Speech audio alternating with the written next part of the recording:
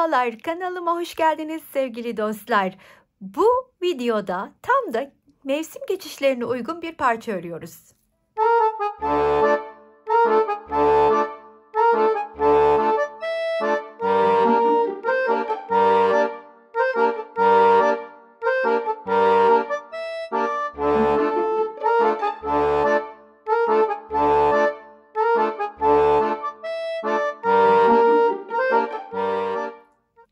Görmüş olduğunuz bu parçayı çok da büyük olmayan üçgen şal formunda ördüm.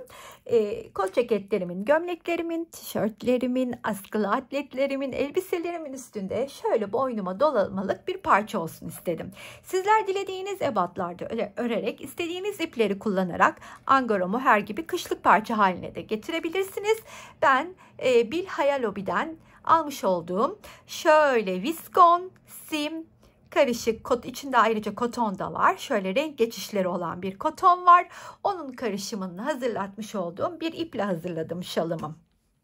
Şalın yapımına geçmeden evvel hatırlatmak isterim ki hala abone değilseniz abone olmayı unutmazsanız beni mutlu edersiniz. Videonun altında görmüş olduğunuz abone ol tuşuna tıklayarak abone olabilir. Like tuşuna basarak beğenip yorum yapabilirsiniz. Katıl aileme katılmak isterseniz de kendinize göre seçeneklerden birini seçebilir ve hype'lamadan videoyu geçmezseniz de beni ayrıca mutlu edersiniz. Hype nedir diye soranlara beni o tuşa bastığınızda birçok videonun önüne geçirerek daha çok insana ulaşmamı sağlayacaksınız. İlginiz ve destekleriniz için çok teşekkür ederim. Üçgen form halinde öreceğimiz bu şalı hemen şöyle ucundan başlıyoruz örmeye. Şimdi buradaki püskülünü takmadım, birlikte öreceğiz ama şu kenarlardakine 2 taneyi taktım. Üçüncüyü beraber örerken takarız diye düşündüm. Şöyle 3 ucunda köşesinde var püsküllerimiz. Dediğim gibi çok büyük bir şal örmedim. Üstümde gördüğünüz aslında formunu siz daha fazla sıra arttırarak örerek istediğiniz ebatlara çıkartabilirsiniz. Şimdi bu sözünü ettiğim iple viskon, koton ve sim karışık bir ip grubu. Koton ipim renk geçişli, onu da belirtmek isterim. 3 milim tığımı kullanıyorum. Hemen beraberce yapımına geçelim. Yapımı şu hemen alt köşesinden başlıyor. Sihirli halka içine örmeye başlıyorum. Sihirli halkam için hemen ipimi parmağıma şu şekilde dolayacağım. İçinden ipi çıkarttıktan sonra bir kere zincir çekip yükseliyorum. Etrafında döndürüp halkanın içine batarak ilk yalancı trabzanımı örüyorum. Bu birinci bacağım. Yanına 5 tane daha ikili trabzan örüyorum.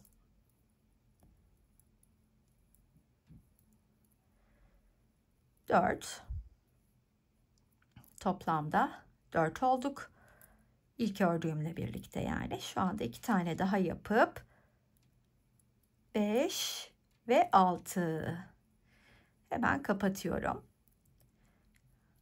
Kapattıktan sonra bir zincir çekip arkasını döndürüyorum ve her bir trabzanımın tepesine bir sık iğne örüyorum. Yani toplamda 6 tane de sık iğne örmüş olacağım. 3 4 5 ve burada da ilk yaptığım yalancı trabzanın tepesi. Ne yaptı? 6 sık iğnemi ördükten sonra şöyle yükselip etrafında döndürüp tığımın üstüne alırken de aynı zamanda da çevireceğim. Şimdi tekrar göstereyim. Burada tabii siz zincirle de yükselebilirsiniz. Ben yalancı trabzanımla yükseliyorum. Ve ilk örmüş olduğum sık iğnenin içine önce bir tane yalancı trabzanımı örüp aynı boşluğun içine 5 tane daha ikili trabzan örüyorum. Yani toplamda 6 tane ikili trabzanım olmuş olacak. 6. Daha sonra hemen tığın üstüne ipimi alıp bu defa en sondaki örmüş olduğum sık iğnenin tepesine geliyorum. 6 tane de onun içine ikili trabzan örüyorum.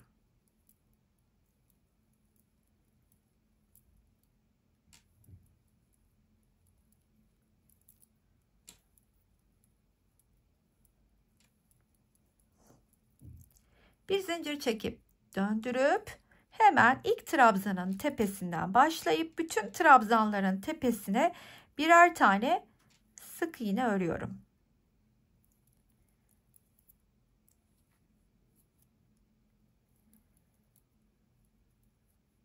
Her birinin tepesine.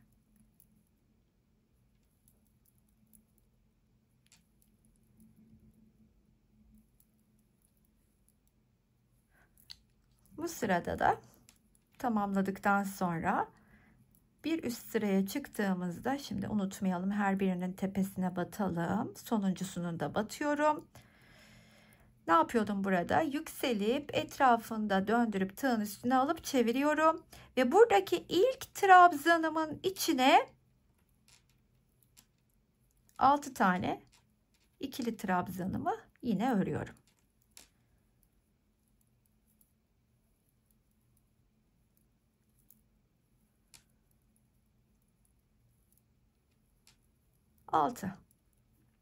Daha sonra yine tığımın üstüne ipimi alıp ne yapıyorum? 1, 2, 3, 4, 5, 6.'yı bulup batıyorum. 6.'nın içine 6 tane ikili trabzan.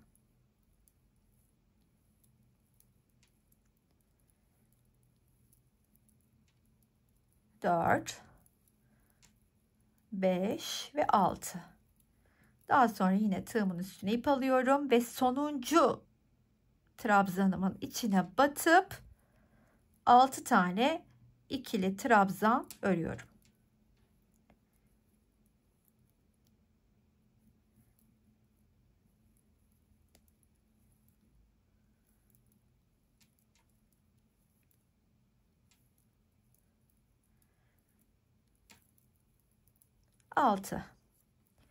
Bakın bu şekilde modelimiz ortaya çıkmaya başladı bile. Bir üste çıktığımda ne yapıyordum? Bir sıra ikili trabzanlarla, bir sıra da sık iğnelerle. Bir zincir çekip dönüp hemen dibine bir sık iğne. Burada yapacağım işlem, her trabzanın tepesine bir tane sık iğne.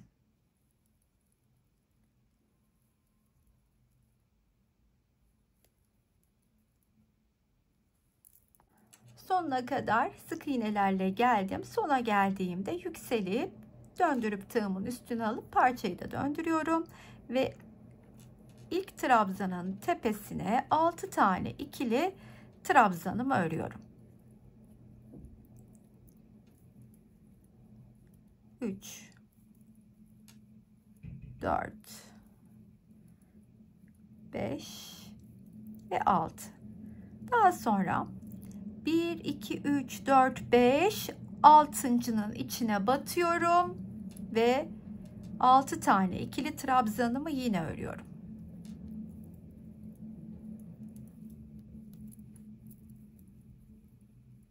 4, 5 ve 6. Hemen tekrar sayıyorum. 1, 2, 3, 4, 5 ve 6.'nın içine yine ikili trabzanlarımı örüyorum.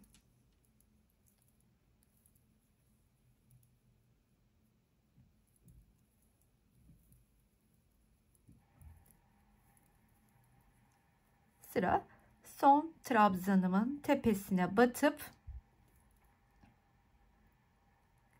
şöyle tutayım, tam içine batayım ve tam içine batmam. 6 tane içine yine öreceğim burada da.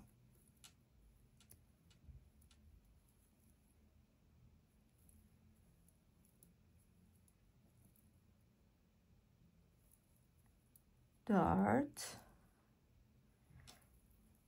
5 ve 6. Bir zincir çekip döndürüyorum ve burada dibine de dahil olmak üzere her trabzanımın tepesine bir tane sık iğne örüyorum.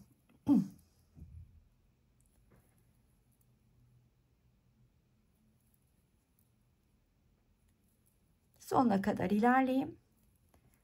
Artık bundan sonra yaptığımız hiç farklı bir şey yok. Bu göstermiş olduğum mantıkla istediğimiz büyüklüğe kadar, uzunluğa kadar ilerleyeceğiz. Trabzanlar ve sık iğneler. İşte ben bu şekilde örerek istediğim ölçüye kadar devam edip ilerlettim. Anlaşılmayacak bir şey kalmadı diye tahmin ediyorum. Çok kolay, mantığı şu kadarcık bir parçada çok rahatlıkla çıkartabilirsiniz diye düşünüyorum. Şimdi yapmış olduğum şu püskülü de göstereyim. İki kenarına takmıştım. Tam uç noktasına yapmamıştım. Orayı da birlikte yapalım. Ölçü olarak seçtiğim bir karton, bir kağıt gibi bir parçayı alıyorum ve şu şekilde ipimi koyup üstüne sarmaya başlıyorum. Bunu püskülün kalınlığını ne kadar istediğinizle ilgili devam edeceksiniz. Çok cılız isterseniz ona göre, kalın, dolgun isterseniz ona göre çok saracaksınız. Ben normal ölçülerde istiyorum ve şöyle ideal ölçüye geldiğini düşündüğümde şu ucunu tuttuğum kısma doğru ipimi getirip oradan keseceğiz ipimizi. Hemen ipimi kesiyorum ve yerinden çıkarmadan şöyle koyayım, bakın şurasını kaldırıp şu ipi içinden geçiriyorum. Şu gelmesin, yukarıda kalsın. Ve bunu güzelce şöyle düğümleyeceğim sımsıkı, bakın üstten. Şöyle parmağımla da sıkıştırıp gevşemesin diye mümkün olduğunca sıkı düğümlemeye çalıştım. Ve daha sonrasında aşağıdan keseceğim.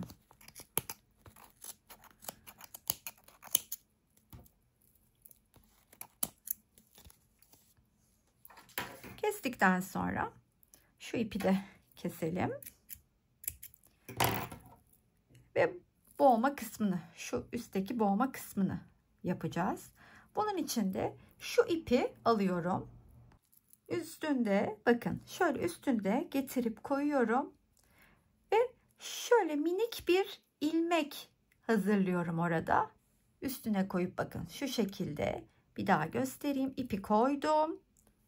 Şöyle döndürdüm. Minik bir ilmek hazırladım. Şu da yukarıda, şu ipi de yukarıya aldım. Ve sarmaya başlıyorum. Boğma kısmını.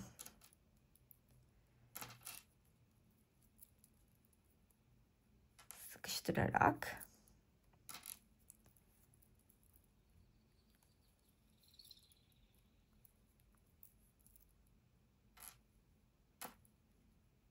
Yeterli olduğunu düşündüğümde de şöyle kesip şu ilmek çıkarttığım yerin içinden bu ipi çıkartacağım.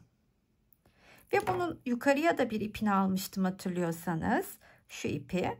Onu tutacağım ve bunu tutacağım bir taraftan da sıkıştırarak şöyle onu yukarıdan, bunu aşağıdan böyle iyicene ne yapmış olduk? Düğümümüzü atmış olduk. Bunu aşağıya bırakıyorum. Bunu da şimdi aralardan aşağıya koyacağım. Şu biraz uzun olmuş, hemen keselim. Ucundaki şu görüntü fazlalıklarını, çirkinliklerini de aldım.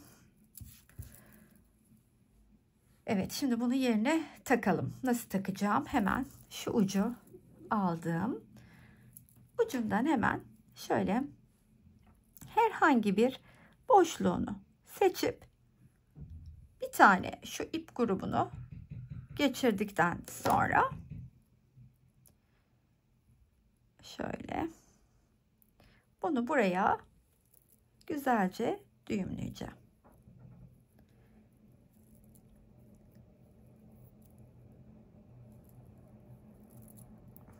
Sağlamlaşması açısından birkaç kere düğüm atıyorum. İpler katlı olduğu için karışabiliyor. Ben şimdi onları gizlerken zaten düzenleyeceğim. Aralarından saklayacağım. Bunları aralarından geçirip aşağıya alıp bu hatta şöyle göstereyim size, ince bir tığ ile, bakın şöyle ince bir tığ ile şu boğma kısmından batıp ipleri yavaş yavaş içinden çekmeye başlıyorum.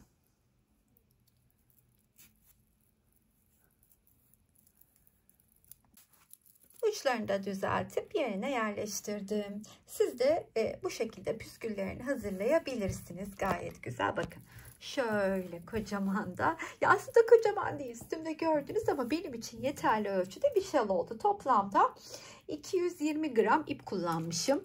Yani şöyle söyleyeyim, 80 gram daha kullandığınızda kocaman bir parça, üstünüze sarılmalık bir parça örersiniz ama bu benim için gayet yeterli bir ölçü.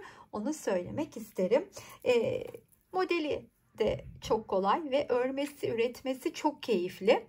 Ördüğünüzde eminim siz de aşırı keyif alacaksınız. Çok hoşunuza gidecek. Umut ediyorum beğenmişsinizdir. Beğendinizse her zaman olduğu gibi sizlerden bir kalbinizi rica ediyorum. Buraya kadar izleyen herkese çok teşekkür ederim. Sıradaki videolarda görüşmek üzere. Hoşça kalın arkadaşlar.